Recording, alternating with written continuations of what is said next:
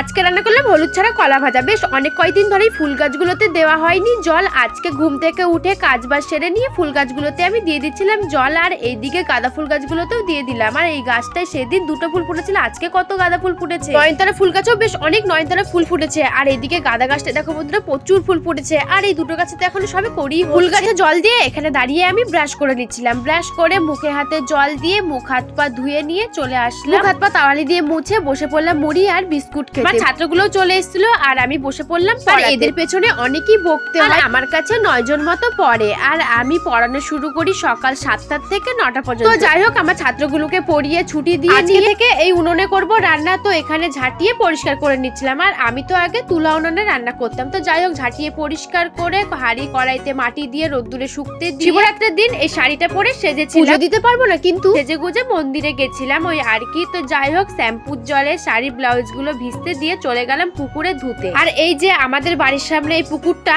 এখন জলটা কত সুন্দর পরিষ্কার। আমার তো একদম ভালো লাগে না কলের জলে জামা প্যান্ট কাচতে বা ধুতে, আর আমার পুকুরে জামা প্যান্ট কেচে ধুতে বেশ ভালোই লাগে। তো আর কি জামা প্যান্ট গুলো কেচে করে ধুয়ে নেবো। আর আমার মতো কারা আছে জামা কাপড় পুকুরে ধুতে ভালোবাসো কমেন্টে জানিও। তো আমার কাপড়টা ধোয়া হয়ে গেছে। বাড়িতে চলে এসে দড়িতে কাপড়টাকে ভালো করে শুকতে দিয়ে দিলাম। বসিয়ে দিলাম রান্না। উনুনে হাঁড়ি বসিয়ে দিয়ে চালগুলো এক এক করে বেছে নিচ্ছিলাম। আর আমাদের মেশিনে ভাঙানো ধান তো 2-1টা ধান থাকে। তো যাই হোক, চাল ঝেড়ে গামলাতে ঢেলে কল থেকে ধুয়ে নিয়ে এসে হাঁড়িতে দিয়ে সবজিগুলো এবার কেটে নেব। তো কলাটাকে ভালো করে ছুলে কুচি কুচি করে কেটে দিয়ে দিলাম জলের মধ্যে। এবার কেটে নেব আলু। তো আলু ছুলে আলুটাকেও কিন্তু আমার কেটে নেওয়া হয়ে গেছে। কুচি কুচি করে আলু জলের মধ্যে দিয়ে দিলাম। আর সব সবজিগুলো কেটে নেওয়া হয়ে গেছে। আর ভাতও হয়ে গেছে। উনুন থেকে ভাত নামিয়ে বড়িগুলোকে ভেজে বাটিতে তুলে রেখে আলু তেলের মধ্যে দিয়ে ভেজে মশলা টমেটো লবণ দিয়ে নেড়ে চেড়ে মশলা কষিয়ে দিয়ে দিলাম। আর আমরা খাচ্ছি নিরামিষ, সাদা তেলে রান্না করছি, হলুদ দিচ্ছি না তরকারিতে। তো যাই হোক, আলুগুলো সেদ্ধ হয়ে গেছে। ঝোলের মধ্যে বড়িগুলোকে আলু টমেটোর বড়ি রান্না করা হয়ে গেছে। গামলায় নামিয়ে রেখে তেলের মধ্যে কলা দিয়ে নেড়ে চেড়ে কলা ভাজাটা ভেজে নেওয়া হয়ে গেছে। কলা ভাজা বাটিতে নামিয়ে নিলাম। আর ভিডিওটা ছিল এই পর্যন্তই।